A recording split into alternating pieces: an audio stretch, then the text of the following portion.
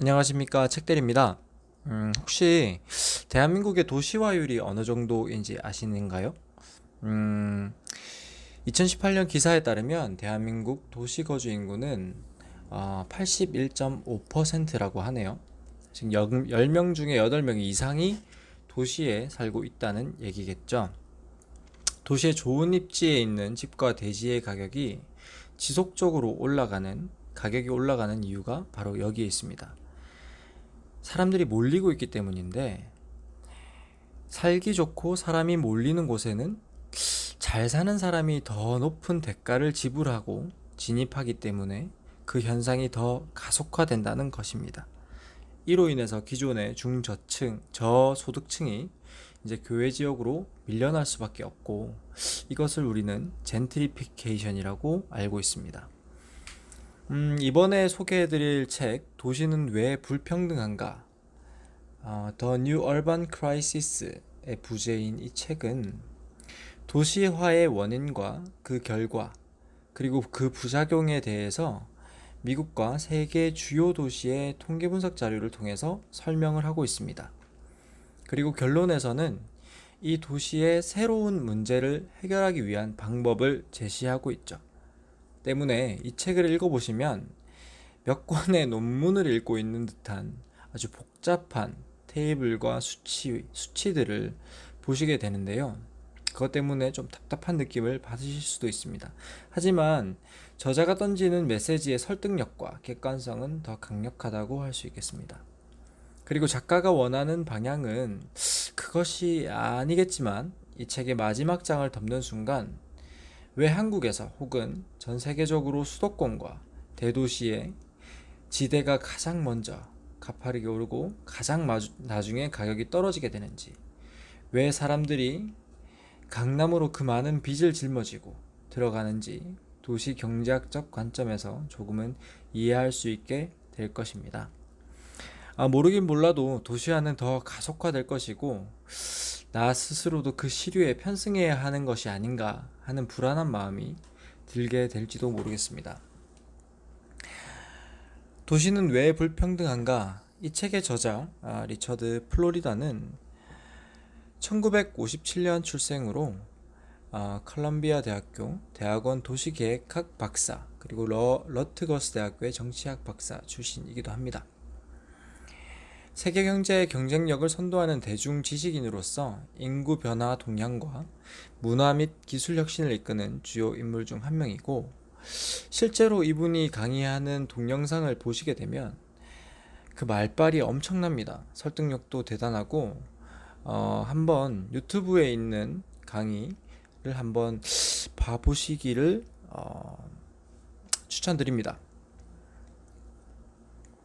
그러면은 어, 새로운 도시의 위기에 대해서 한번 알아보겠습니다.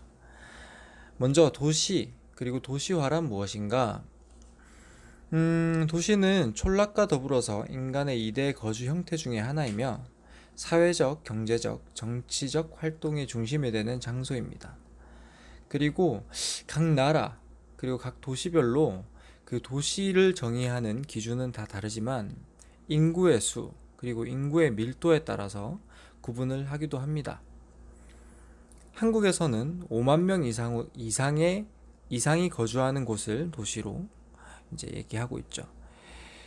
도시화라는 것은 도시가 되어가는 과정으로 인구의 도시 집중과 이에 따른 지역적, 사회적 변화 양상을 일컫는 개념을 말합니다. 이 도시화를 나타내는 네 가지 어떤 지표가 있는데, 그것은 한번 읽어보시면 될 것 같습니다. 뭐 아시다시피 산업혁명 이후로, 그리고 물론 그 이전에도 도시화라는 것은 좀 계속 지속되어 왔는데, 이 책을 읽다 보면 최근 그 도시화의 속도가 더 빨라졌다고 할 수 있습니다. 그럼 과거와 이런 도시화의 문제점이 계속 대두되어 왔음에도 불구하고 왜 새로운 도시의 위기라고 이 책은 얘기를 하고 있을까요?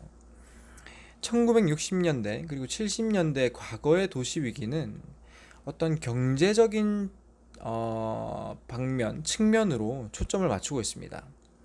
즉, 도시의 경제적 위기와 경제적 기능 상실로 인한 탈산업화와 백인들의 도시 탈출, 즉 도시의 중심부가 텅텅 비어버리는 도심 공동화 현상을 얘기하는 것이었죠. 즉 도시의 주택은 퇴락하고 범죄와 폭력이 증가해서 약물이 남용되고 10대가 임신하고 오타네요. 유아 사망률을 포함한 사회 문제가 급증하는 어떤 슬럼화되는 그런 도시 경제가 붕괴하고 조세 수입이 주는 어떤 악순환, 어떤 경제적인 측면의 위기에 우리가 포커스를 맞추고 있었다면 오늘날의 도시의 위기는 조금 다른 측면입니다. 쉽게 크게 설명드리면 양극화라고도 할 수 있습니다. 그것을 이렇게 5개로 카테고리로 저자는 나누고 있는데, 첫 번째, 경제적 격차의 확대 및 심화, 그리고 두 번째, 주택 가격의 상승, 세 번째, 불평등과 분리, 그리고 등급화, 네 번째, 교외 지역의 가난, 치안 불안, 경제적, 인종적 분리의 심화, 다섯 번째, 개발도상국의 도시화 위기.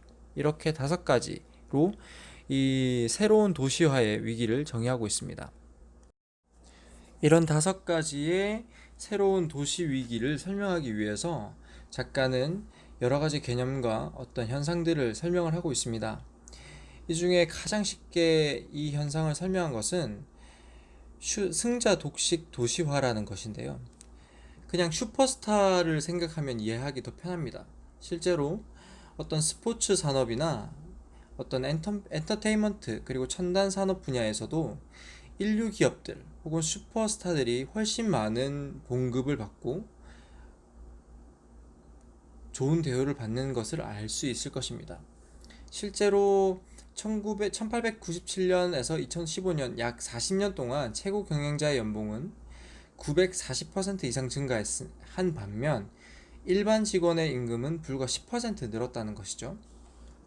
이런 동일한 현상이 도시화에도 이제 적용이 되고 있고, 이런 역학은 누적적이고 자기 강화적이기 때문에 점점 더 빨라지고 점점 더 심각해질 것이라는 게 이 작가의 얘기입니다. 이런 슈퍼스타 도시 그리고 승자 독식 도시화로 인해서 부동산 가격은 더욱 폭등하게 되는데, 그 2가지 특징적인 요소를 특정 기업과 산업의 집중화 그리고 숙련되고 전도 유망한 사람들의 도시에 집중되는 것, 즉 인재의 어떤 집중을 얘기하는 거겠죠. 이 2가지로 꼽고 있습니다.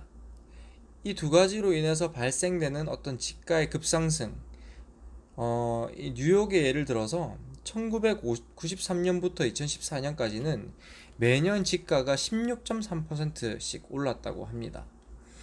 이런 현상으로 인해서 압도적인 주거비 지출이 일어나게 되고, 이것으로 인한 부작용은 어떤 창조계급, 어떤 수익이 높은 사람, 슈퍼스타들은 자본과 자산의 증식으로 인해서 더 많은 부를 증식할 수 있지만, 그것에 소외된 계층들은 더 이상 그 어떤 사다리로 올라갈 수 있는 기회를 박탈당하게 되는 그런 결과를 낳게 된다고 얘기하고 있습니다. 이런 자기 강화적인 승자 독식 도시화는 결과적으로 이런 도시들을 엘리트들만의 도시로 바꿔가고 있습니다. 즉 세계의 억만장자 그리고 백만장자들 중 대부분이 뉴욕과 런던 혹은 모스크바, 샌프란시스코 이런 지역에 집중해서 살게 되는 것이고, 이들은 부를 보관하고 증식하는 수단으로서 부동산을 선택하고 있는 것입니다. 그리고 두 번째, 첨단 기술 스타트업과 인재들이 도시로 이주하는 현상인데, 과거에는 교외 지역에서 어떤 창업이 이루어졌다면 요즘은 홍보와 마케팅, 그 다음에 어떤 투자 유치를 위해서 뉴욕과 샌프란시스코 같은 어떤 주요 도시에서 어떤 벤처 사업 기업들이 시작을 한다는 것입니다. 뉴욕과 LA, 런던 등 예술 및 문화 산업 해당 분야의 고용 기회가 창출되고 어떤 생산성의 향상 등의 효과가 있지만, 이런 어떤 엘리트의 도시 집중화 현상은 승자 독식의 패턴을 갖게 되는데, 이런 현상이 발생하는 어떤 하나의 이유로 도시의 규모와 범위보다 훨씬 더 큰 경제 규모를 갖고 있기 때문에 이런 자기 강화적이고 승자 독식적인 패턴이 점점 더 심해지고 있다고 이 책에서는 설명을 하고 있습니다. 이런 현상으로 인해서 발생하는 젠트리피케이션은 기존에 살고 있던 저소득층 서민들이 그 지역으로 들어오는, 그러니까 상류 계급에 의해서 교외 지역으로 몰려나가는 그런 현상입니다. 젠트리피케이션 현상은 최근 발생한 현상이며 2000년 이후에 속도가 크게 빨라졌고, 도시 회귀 현상은 부유한 고학력 백인들에 의해서 거의 대부분 이루어졌다고 합니다. 저소득 저학력의 인종 소수자들은 주로 주거비 상승 때문에 도시 밖으로 이동하거나 밀려나게 되었죠. 이런 젠트리피케이션이 발생하는 원인으로 이 책에서는 여러 가지 원인이 있지만 복합적이고 여러 가지 원인이 있다고 하였습니다. 근데 그 중에 이제 주요 원인을 어떤 공공 투자로 꼽고 있는데, 첫 번째는 대중교통, 두 번째는 교육기관과 의료기관, 세 번째는 공원과 녹지에 대한 투자를 들고 있습니다.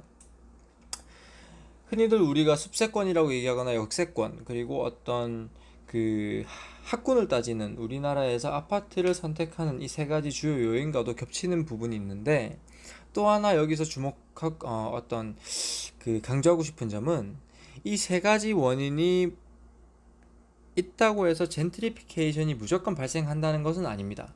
즉, 대도시에서 젠트리피케이션이 발생하는 곳은 한정적이다라는 것인데, 실제로 이런 젠트리피케이션이 발생하는 곳은 오래된 산업지역이나 노동계층 지역에서 발생하는 경향이 높다라고 합니다. 그러면서 이 저가는 젠트리피케이션에 의해서 가려진 더 심각한 문제를 조명하고 있는데요. 그것은 만성적이고 특정 지역에 집중된 도시 빈곤이 이런 젠트리피케이션보다 훨씬 더 크고 중대한 문제일 수 있다라고 얘기를 합니다. 왜냐하면 그런 슬럼가나 빈민가는 더 이상 아무도 그 지역으로 진입을 하려고 하지 않기 때문에 그냥 그들만의 리그로 방치되고 점점 더 삶의 질과 어떤 사다리를 올라갈 수 있는 기회 자체가 박탈되고 공간적으로 소득적으로 분절되는 어떤 심각한 현상으로 이어진다는 것입니다. 그러면서 이 저자는 도시화로 인해 발생하는 불평등을 수치화해서, 그리고 도식화해서 원인과 결과와 어떤 해결책에 대해서 생각을 해보고 있습니다. 그 가장 핵심적인 키워드로 소득과 임금의 불평등을 이제 종합적으로 판단하는 것이었는데요. 혹시 소득 불평등과 임금 불평등을 알고 계신지 모르겠지만, 단순하게 소득 불평등은 상위 계층의 임대 수익과 자본 수익뿐만 아니라 실업 중인 하위 계층의 경제 상태를 고려한 것이고, 임금 불평등은 단순히 최저임금 소득자와 최고임금 소득자 간의 격차를 측정한 것입니다. 이 두 가지를 종합해서 매핑을 해보면 실제로 경제성장을 촉진하는 도시화라는 요인이 바로 경제적 불평등을 만든 원인이라는 아이러니한 결과에 도달하게 됩니다. 하지만 이런 특징적인 결과에 그만 그치는 것이 아니라 세계 지도를 펼쳐놓고 주요 도시들을 다시 한 번 더 분류를 해봅니다. 그래서 여기서 미국과 영국 등 불평등이 심하면서 경제적 불평등이 함께 있는 나라와 스웨덴, 핀란드, 덴마크 등 불평등은 낮지만 어떤 경제적인 성장을 했던 나라들을 비교하면서 불평등을 개선하는 노력이 성장을 위태롭게 하는 것은 아니다라는 주장을 펴니다. 즉, 이 작가는 도시화라는 것은 여러 가지 장점을 갖고 있고 그것은 계속 가속화될 것이고, 그런 장점을 이어가야 하지만 그것이 만드는 특징적인 불평등을 그대로 방치하는 것은 오히려 그런 경제적인 성장을 저해하는 요인으로 다가올 것이다 라고 메시지를 던지고 있는 것입니다.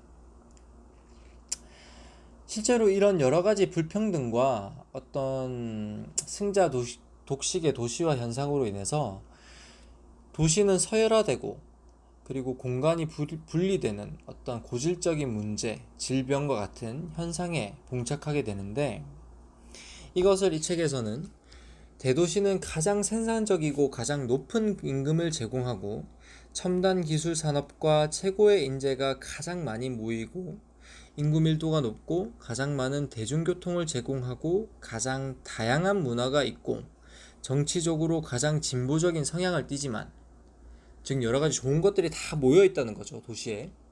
다른 한편으로는 경제적 불평등과 경제적 분리가 가장 심한 곳이기도 하다라고 솔직히 얘기를 하고 있습니다.